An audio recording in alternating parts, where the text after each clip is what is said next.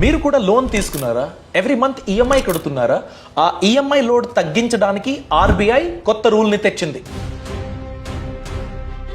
Personal loan, gold loan, home loan, ఎలాంటి loan అయినా సరే ఈ నియమం వర్తిస్తుంది. ఈ రూల్ గురించి బ్యాంక్ వారు ఎప్పటికీ మీకు చెప్పరు. ఈ రూల్ ఆల్రెడీ ఇంప్లిమెంటేషన్ లో ఉంది. అయినా కూడా ఈ రూల్ యొక్క బెనిఫిట్ మీకు ట్రాన్స్ఫర్ అవ్వలేదు, మీరు పొందలేకపోతున్నారు. అయితే ఆర్బీఐ తెచ్చిన ఆ రూల్ ఏంటి, ఎలా ఇంప్లిమెంట్ చేసుకోవాలి, ఎలాంటి కండిషన్స్ ఫాలో చేయాలి, వీటన్నిటి గురించి ఈ వీడియోలో డీటెయిల్ గా చెప్పబోతున్నాను. సో వీడియో ఎండ్ వరకు చూడండి. నమస్కారం, నేను Abhishek Ramappa. RBI, reserve bank of India, loan చెల్లిస్తున్న వాళ్ళకి గుడ్ న్యూస్ ఇచ్చిందండి.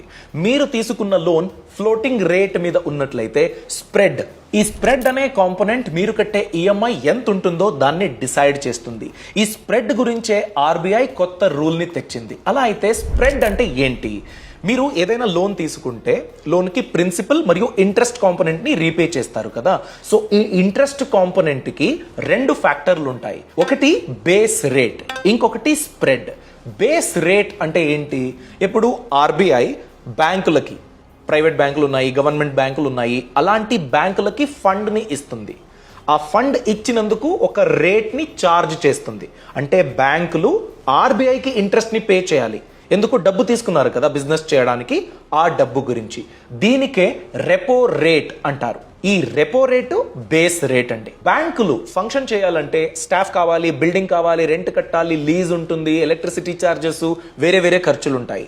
దానికి మీద బ్యాంకు ప్రాఫిట్ కూడా సంపాదించాలి. అలానే మీ క్రెడిట్ ప్రొఫైల్, ఎవరైతే లోన్ తీసుకుంటున్నారో ఆ వ్యక్తి ఎలాంటి లోన్ తీసుకుంటున్నాడు, సెక్యూర్డ్ లోనా, అన్సెక్యూర్డ్ లోనా, ఏదో ఒకటి తాకట్టు పెట్టాడు. ఏదైనా ప్రాబ్లం అయితే లోన్ తిరిగి కట్టకపోతే ఆ తాకట్టు పెట్టిన వస్తువుల్ని హరాజు చేసుకుంటారు. ఒకవేళ మీరు పర్సనల్ లోన్ అని చూసుకున్నట్లయితే మీ క్రెడిట్ స్కోర్ మీద డిపెండెంట్ అయి లోన్ని ఇస్తుంది బ్యాంకు. ఒకవేళ మీ జాబ్ పోతే, మీరు ఈఎంఐ సరిగ్గా కట్టకపోతే, అలాంటప్పుడు బ్యాంక్ బిజినెస్ కి ప్రాబ్లం అవుతుంది. ఆ రిస్క్ ప్రొఫైల్ ని కూడా కన్సిడర్ చేసి స్ప్రెడ్ ఎంత ఉండాలో డిసైడ్ చేస్తారు. సో ఒకటి బేస్ రేటు అంటే రెపో రేటు, ఇంకొకటి స్ప్రెడ్. ఇవి రెండూ కలిపి మీరు తిరిగి చెల్లిస్తారు. ఫర్ క్యాల్కులేషన్ పర్పస్ ఎగ్జాంపుల్గా మనం చూసుకున్నట్లయితే ఆర్బీఐ ఒక బ్యాంక్కి 5% రెపో రేటుకి ఫండ్స్ని ఇచ్చినట్లయితే బేస్ రేట్ ఎంత అయింది? 5%. బ్యాంక్ తీసుకుంది, కస్టమర్స్కి లోన్స్ ఇవ్వాలి. సో బ్యాంక్ ఏం చేస్తుంది? 2% స్ప్రెడ్ని యాడ్ చేస్తుంది. బ్యాంక్ కట్టే రెంటు, ఎలక్ట్రిసిటీ, వాళ్ళ staff salary, customer risk profile, ఇవన్నీ కలిపి 2% యాడ్ చేస్తుంది. సో ఎండ్ కస్టమర్కి లోన్ దొరికేది ఎంత రేటుకి? 7%కి. ఆర్బీఐ బ్యాంక్కి ఇచ్చింది 5%కి. స్ప్రెడ్ ఎంత? 2%. ఈ స్ప్రెడ్ గురించే రూల్ మార్చింది ఆర్బీఐ. ఈ రూల్ ఏంటంటే, ఇంతకుముందు మీరు బ్యాంక్ నుంచి ఏదైనా లోన్ తీసుకున్నట్లయితే ఎప్పటికైతే మీరు లోన్ తీసుకుంటారో ఆ డేట్ నుంచి ఫస్ట్ 3 years స్ప్రెడ్ రేట్ని ఆల్టర్ చేయడానికి అవకాశం ఉండేది కాదు. ఒక లాకిన్ పీరియడ్లా ఉండేది. మీరు ఎంత మంచి క్రెడిట్ స్కోర్ సంపాదించుకున్నా, ఎంత డిసిప్లిన్డ్గా లోన్ని తిరిగి చెల్లించినా కూడా మీకు ఆ స్ప్రెడ్ని తగ్గించడానికి బ్యాంక్కి అవకాశం ఉండేది కాదు. ఆ రూల్ని తీసేసింది ఆర్బీఐ. ఇక మీద మీరు లోన్ తీసుకున్నారు, ఫర్ ఎగ్జాంపుల్ హౌసింగ్ లోన్ అనుకోండి, 25 yearsకి మీరు తీసుకున్నారు. ఫస్ట్ 5 years చాలా బాగా మీరు తిరిగి కట్టారు. మీరు లోన్ తీసుకున్నప్పుడు మీ క్రెడిట్ స్కోర్ అంత బాగా ఉండేది కాదు. 5 years మీరు లోన్ని తిరిగి చెల్లించారు కాబట్టి మీ క్రెడిట్ స్కోర్ ఇంప్రూవ్ అయింది. సో ఈ క్రెడిట్ స్కోర్ ఇంప్రూవ్ అయింది కదా, అంటే కస్టమర్ రిస్క్ ప్రొఫైల్ కూడా బెటర్ అయింది కదా. అలాంటప్పుడు స్ప్రెడ్ని తగ్గించడానికి అవకాశం ఉంటుంది. ఫర్ ఎగ్జాంపుల్ 2% ఉండే స్ప్రెడ్ని కస్టమర్ క్రెడిట్ స్కోర్ ఇంప్రూవ్ అయ్యింది కాబట్టి 1.5%కో 1%కో తీసుకుని రావడానికి అవకాశం ఇప్పుడు ఉంది, ఇంతకు ముందు ఉండేది కాదు. ఈ రూల్ యొక్క ఇంకో బెనిఫిట్ ఏంటంటే, ఇంతకు ముందు ఒకవేళ రెపో రేట్ చేంజ్ అయింది అనుకోండి, కొత్తగా లోన్ తీసుకునే వాళ్ళకి మాత్రమే ఈ బెనిఫిట్ ఉండేది. ఇప్పుడు అలా కాదు. ఎగ్జిస్టింగ్ లోన్ని తిరిగి కడుతున్న వాళ్ళకి, ఈఎంఐ పే చేస్తున్న వాళ్ళకి కూడా స్ప్రెడ్ రేట్ రూల్ అన్నది అప్లై అవుతుంది. సో బెనిఫిట్ కొత్త కస్టమర్స్ మరియు పాత కస్టమర్స్, ఈ బెనిఫిట్ అన్నది దొరుకుతుంది. మీరు కూడా గమనిస్తూనే ఉంటారు, ఒకవేళ ఇంట్రెస్ట్ రేట్ ఎక్కువైంది అనుకోండి, గవర్నమెంట్ ఇంట్రెస్ట్ రేట్ని పెంచినట్లయితే బ్యాంకులు ఆటోమేటిక్గా ఇంప్లిమెంట్ చేస్తుంది. అదే ఇంట్రెస్ట్ రేట్ కట్ చేసే అవకాశం గురించి ఆటోమేటిక్గా వాళ్ళు చెప్పరు, మీరే వెళ్ళి అడగాలి కదా. సో మీరు కనుక ఫ్లోటింగ్ రేట్ వడ్డీ కింద personal loan, home loan, vehicle loan ఎలాంటి లోన్ తీసుకున్నా కూడా ఇప్పుడే బ్యాంకుకి వెళ్ళి మీ క్రెడిట్ ప్రొఫైల్ ఇంప్రూవ్ అయి ఉంటే, లోన్ తీసుకున్నప్పుడు ఎంత ఉండేది, ఇప్పుడు ఎంత ఉంది, దాని గురించి మీరు అడగొచ్చు. బ్యాంకులు ఖచ్చితంగా మీ రిక్వెస్ట్ని కన్సిడర్ చేయాల్సిందే. ఒకవేళ బ్యాంకులు ఏదైనా ఆట పట్టిస్తే ఏం చేయాలి?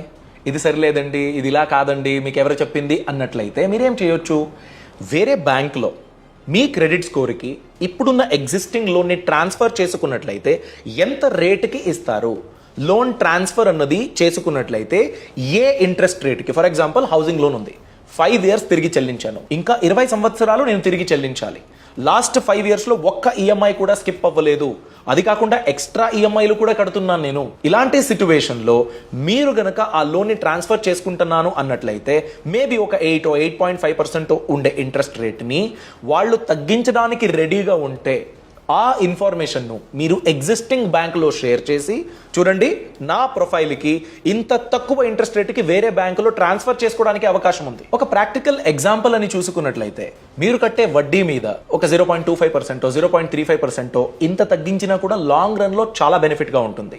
ఇప్పుడు ఒక హోమ్ లోన్ కేస్ని ఎగ్జాంపుల్గా తీసుకోండి. ఒక వ్యక్తి హోమ్ లోన్ తిరిగి చెల్లిస్తున్నాడు, ఒక 25 years టర్మ్ అనుకోండి.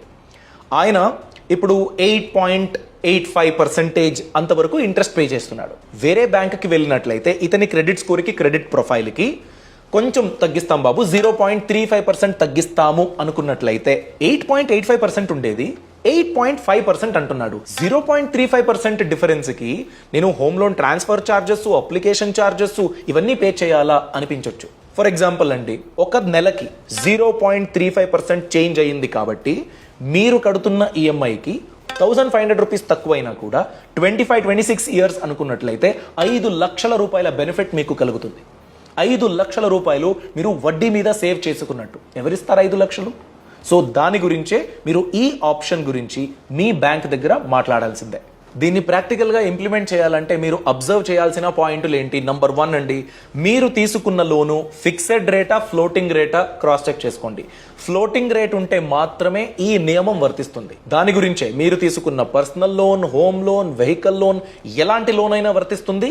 ఫ్లోటింగ్ రేట్ ఇంట్రెస్ట్ రేట్ మీద మీరు తీసుకుంటే మాత్రమే. కొన్ని కేసెస్లో, కొన్ని కండిషన్స్లో మాత్రమే ఒకవేళ మీరు ఫిక్సెడ్ ఇంట్రెస్ట్ రేట్లో లోన్ తీసుకున్నా కూడా కొంచెం ఫీజ్ పే చేసి దాన్ని ఫ్లోటింగ్ రేట్కి ట్రాన్స్ఫర్ చేసుకోవడానికి అవకాశం ఉంటుంది.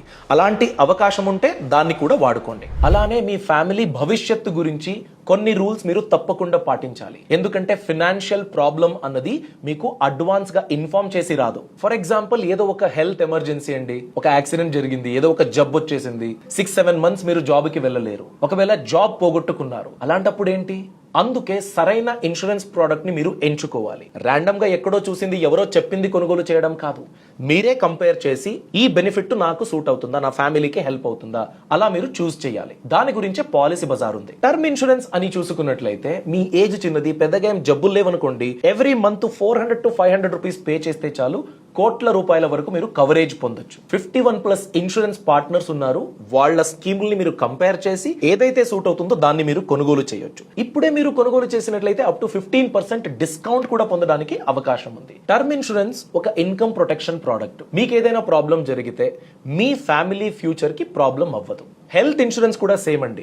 మీరు సఫిషియంట్ కవరేజ్ తీసుకోకపోతే హాస్పిటల్ బిల్స్, అంతవరకు మీరు కూడబెట్టిన అన్ని అమౌంట్ హాస్పిటల్ బిల్స్ కే సరిపోతుంది. అంత ఎక్కువగా డ్యామేజ్ ని అది చేయొచ్చు. దాని గురించి హెల్త్ ఇన్సూరెన్స్ మీరు కొనుగోలు చేసినట్లయితే just 400 to 500 every month pay చేసినా కూడా మంచి కవరేజ్ ని పొందడానికి అవకాశం ఉంది. ఇప్పుడే కొనుగోలు చేసినట్లయితే అప్ టు 25% మీరు డిస్కౌంట్ పొందొచ్చు. అంతేకాకుండా 30-minute claim support, dedicated relationship manager, ఈ ఫెసిలిటీస్ కూడా దొరుకుతాయి. మళ్ళీ అడ్వాంటేజ్ ఏంటంటే 51+ ఇన్సూరెన్స్ పార్ట్నర్స్ ఉన్నారు. సో వాళ్ళ యొక్క ప్రోడక్ట్ ని మీరు కంపేర్ చేసి మీకు సూట్ అయితే మాత్రమే కొనుగోలు చేయొచ్చు. హెల్త్ మరియు టర్మ్ ఇన్సూరెన్స్ గురించి ఇప్పుడే ప్లాన్ చేసుకోండి. డిస్క్రిప్షన్ లో లింక్ ఉంది, క్లిక్ చేసి మీ డీటెయిల్స్ ఇచ్చేసి కంపేర్ చేసి మీకు ఏదైతే సూట్ అవుతుందో దాన్నే కొనుగోలు చేయండి. పాయింట్ నెంబర్ 2, ఇది ఆటోమేటిక్ గా ఇంప్లిమెంట్ అయ్యే రూల్ కాదు. దాని గురించి మీరు వెయిట్ చేయకండి. బ్యాంక్ వాళ్ళే నాకు చెప్తారు, ఇంటిమేట్ చేస్తారు, మెసేజో మెయిలో చేస్తారు, అలాంటివి ఏమీ ఉండవు. మీరే బ్యాంకుకి వెళ్ళాలి, ఉన్న ఆప్షన్ గురించి క్రాస్ చెక్ చేసుకోవాలి, చేసుకోవాలి. ఒకవేళ మీరు ఎలిజిబుల్గా ఉంటే దాన్ని ఇంప్లిమెంట్ చేయమని మీరు అడగాలి. పాయింట్ నెంబర్ 3, మీకుండే శాలరీ, మీ క్రెడిట్ స్కోరు, మీ క్రెడిట్ ప్రొఫైల్కి వేరే బ్యాంకులో ఇదే ప్రోడక్ట్కి ఎంత ఇంట్రెస్ట్ రేట్ ఉండొచ్చు, ఒకవేళ నేను ట్రాన్స్ఫర్ చేసుకున్నట్లయితే ఎంత బెనిఫిట్ అవ్వచ్చు, దీన్ని మీరు క్రాస్ చెక్ చేసుకోవాలి. దాని గురించి అప్లికేషన్ వేయాలని కాదు, అప్పుడు హార్డ్ ఎంక్వైరీ అయ్యే ఛాన్స్ ఉంటుంది. అలా అవ్వకూడదు. జస్ట్ ఒక క్రాస్ చెక్ మీరు చేసుకోవాలి. అలా క్రాస్ చెక్ చేసి ఆన్లైన్లో చెక్ చేసి దాని తర్వాత ఎగ్జిస్టింగ్ బ్యాంకులో ఉన్న లోన్ ప్రోడక్ట్ గురించి స్ప్రెడ్ రూల్ బెనిఫిట్ ఇంప్లిమెంట్ చేయడానికి మీరు అడగవచ్చు. లాస్ట్లీ, మీరు ఎన్నో సంవత్సరాల నుండి లోన్ని తిరిగి చెల్లిస్తున్నారు. 1 year 2 years నుంచి కడుతున్నాను, 24 EMIs, ఒక్క రోజు కూడా అటు ఇటు అవ్వలేదు, అలా నేను పే చేశాను అనుకున్నట్లయితే మీ క్రెడిట్ స్కోర్ ఇంప్రూవ్ అయ్యిందా చెక్ చేసుకోండి. ఒకవేళ ఇంప్రూవ్మెంట్ కనిపించలేదు, ఏదో రాంగ్ ఎంట్రీ అయ్యింది, దాని గురించి మీరు చాలా విజిలెంట్గా ఉండాలి. రాంగ్ ఎంట్రీస్ ఉన్నట్లయితే దాన్ని రిమూవ్ చేయించాలి. దాని గురించి కూడా మీరు చాలా యాక్టివ్గా క్రెడిట్ స్కోర్ని అబ్జర్వ్ చేయాలి. ఇవన్నీ చేసుకున్నట్లయితే ఈ RBI రూల్ యొక్క సంపూర్ణ ప్రయోజనం మీరు పొందడానికి అవకాశం ఉంటుంది. మీ బ్యాంక్కి వెళ్ళి క్రాస్ చెక్ చేసుకోండి, ఎలిజిబిలిటీ క్రైటీరియా ఏంటి, అలానే ఎంతవరకు స్ప్రెడ్ రేట్ మీద మీరు డిస్కౌంట్ అన్నది పొందడానికి అవకాశం ఉంది, దాన్ని తెలుసుకుని ఇంప్లిమెంట్ చేసుకుని మీ EMI లోడ్ తగ్గించుకోండి. మీ అబ్జర్వేషన్స్ ఏదైనా ఉంటే, మీ అభిప్రాయాలు ఏదైనా ఉంటే కామెంట్ సెక్షన్లో ఖచ్చితంగా తెలియచేయండి. ఎవరికైతే ఈ విషయం చాలా అవసరమో అలాంటి వాళ్ళకి ఈ వీడియో లింక్ షేర్ చేయడం అసలు మర్చిపోవద్దు. Thanks for watching. All the best. Boss Wala. Be the boss.